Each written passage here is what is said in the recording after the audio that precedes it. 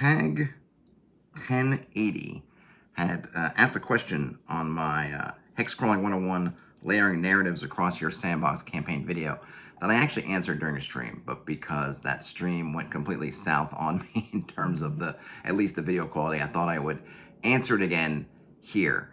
The question was, do I have any favorite methods of signposting what the narratives are doing behind the scenes? I find my players don't like it if the cult of Orcus summons a demon and they didn't feel like they were well enough informed. So what I talked about during that stream was this concept of narratives, which are essentially storylines, plots. I call them narratives. You can call them whatever you want, that are layered on top of your sandbox. And they are running from their beginning to their end, whether successful or unsuccessful, regardless of whether the players interact with them or not.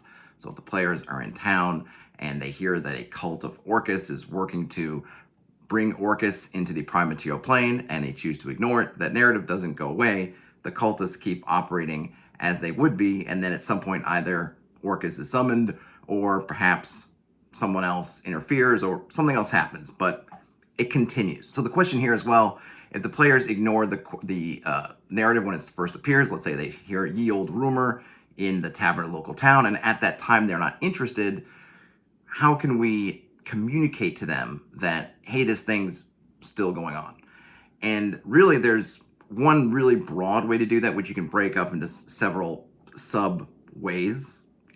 Subway, eat fresh, different ways depending on where you are. So essentially what it is the world is continuing to move. The players are moving through it. This narrative, Cult of Orcus, is happening in the background. Presumably as they're returning to this town, or perhaps they're going to other towns and places, people are continuing to talk about what is happening with the Cult of Orcus. And maybe it starts off with a few shadowy figures skulking in what was an abandoned farmstead that now seems to be occupied, to now maybe some animals are disappearing or being found mutilated, or people are disappearing, or there's weird chanting in the night. Maybe strange celestial events are happening that were unexpected.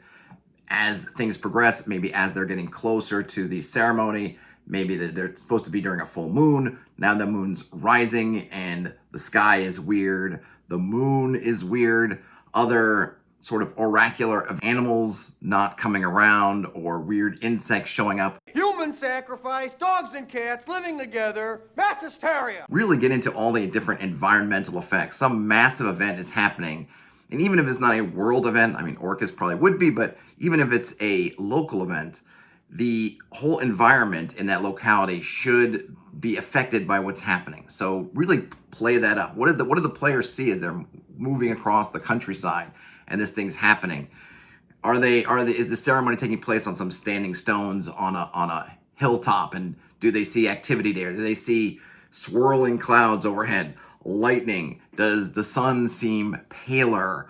Does the nights seem longer? Does it seem colder? Was it supposed to be spring and it still feels like winter, or it's supposed to be summer and yet it feels like fall?